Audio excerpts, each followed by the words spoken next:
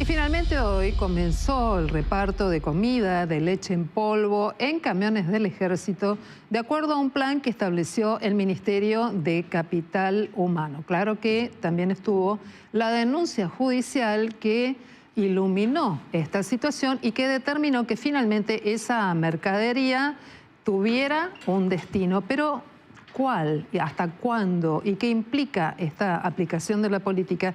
Esta noche está junto a nosotros Silvia Saravia. Silvia es referente del movimiento Barrios de Pie. Nos ha visitado en algunas otras oportunidades y siempre tiene una mirada muy clara de lo que está pasando en los distintos barrios. Gracias por estar junto a nosotros, Silvia, muy amable. Gracias a vos.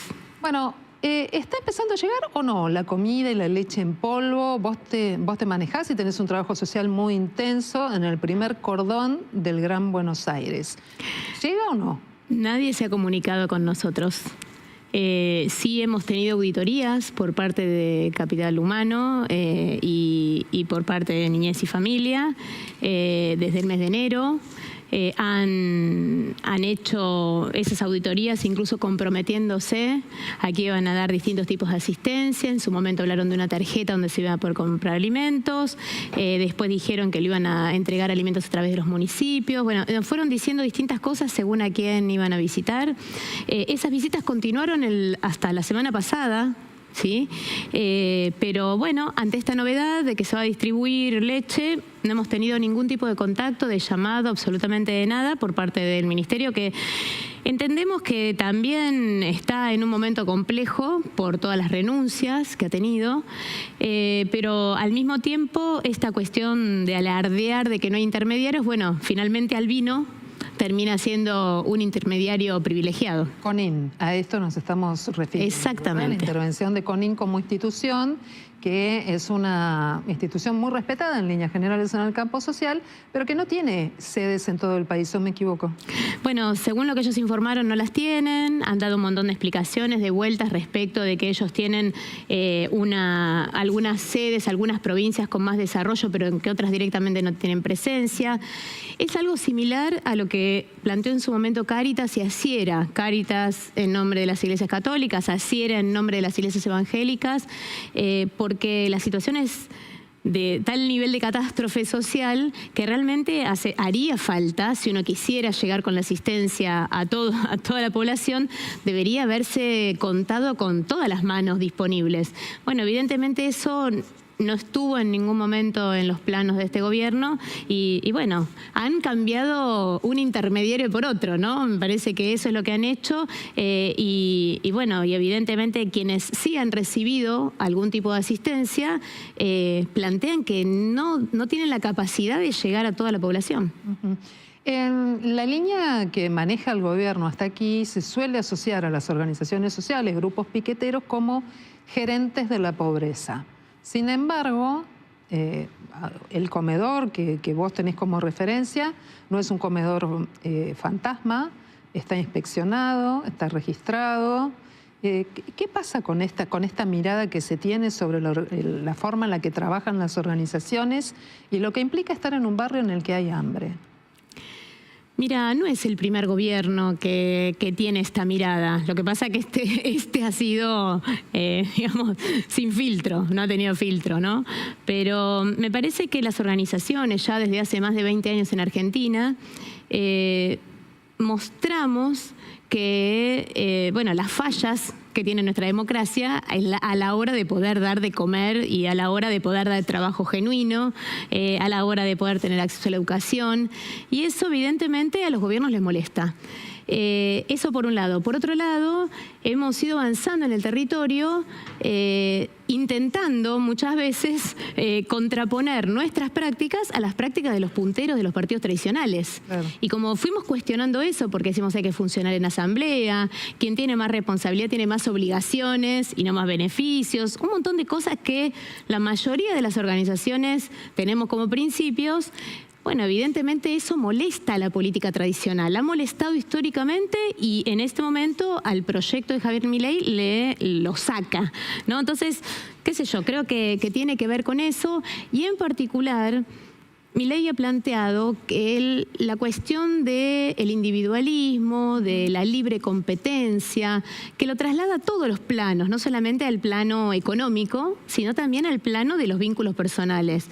Entonces habla pestes de la comunidad, de lo comunitario, de lo colectivo, dice que eso es todo de zurdos, de comunistas, de socialistas, como si fuera el socialismo una mala palabra.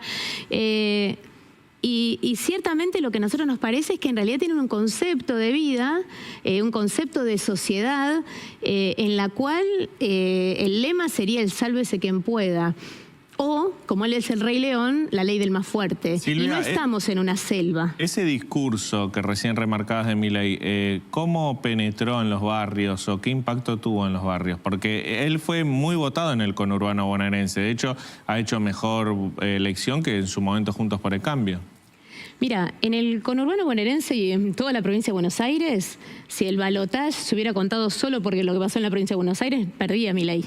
¿Sí? O sea, digo, también hay que contar eso, ¿no? Porque en realidad el sector más pobre, más empobrecido, una parte sí creo que lo votó por enojo a todo el fracaso del gobierno anterior.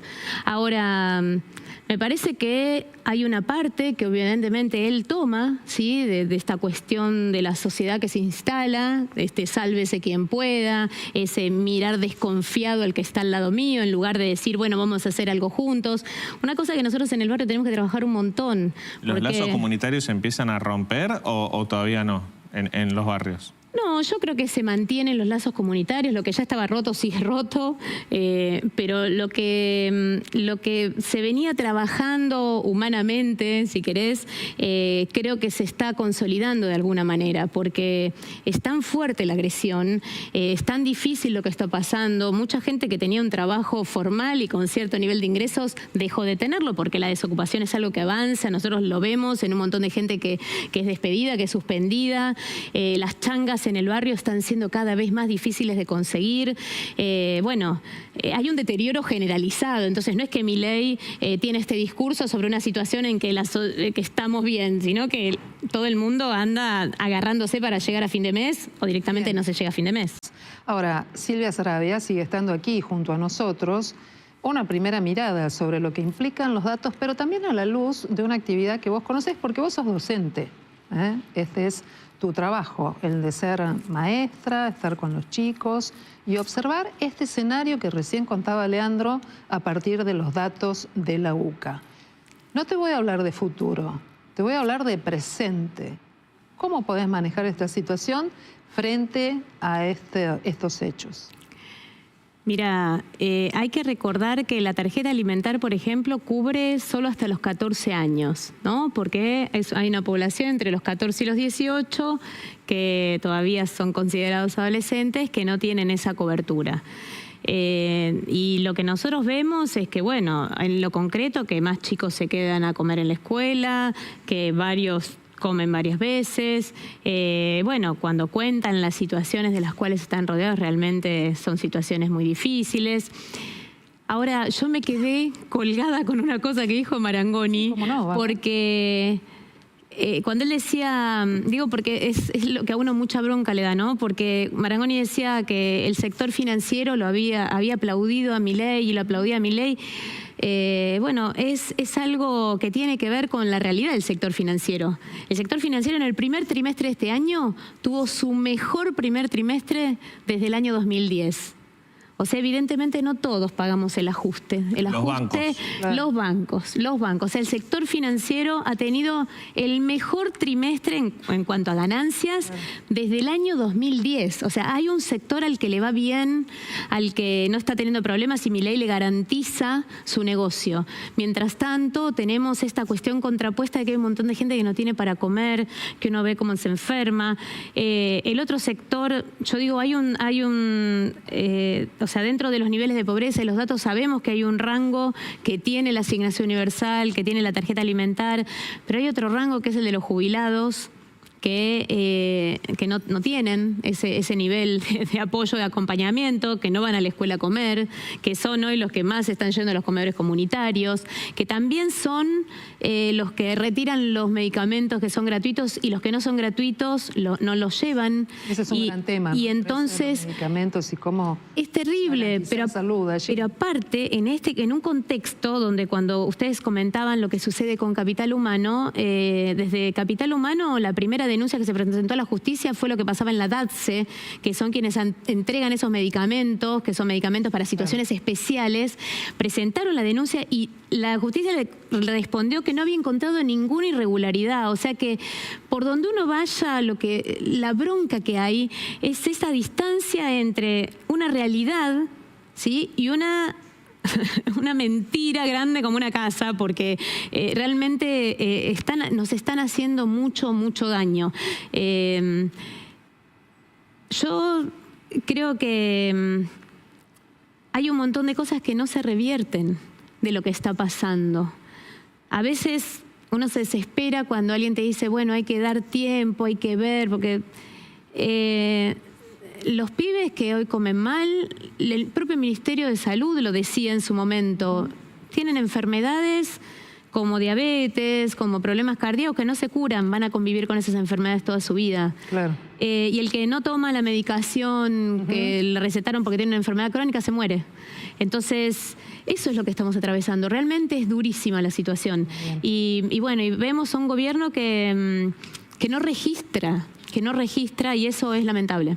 Silvia Saravia, te agradecemos mucho que hayas estado esta noche junto a nosotros aquí en Noticias a las 20:30. Silvia es dirigente social, es docente. En estos momentos está trabajando junto a la estructura de Libres del Sur y vive todos los días allí en el primer cordón del Gran Buenos Aires esta realidad que hoy nos cuenta mientras nosotros conversamos y empezamos nuestra pregunta con el tema de si llegó o no llegó la leche y la comida. Muchísimas gracias. Gracias a vos. Buenas noches, muy amable.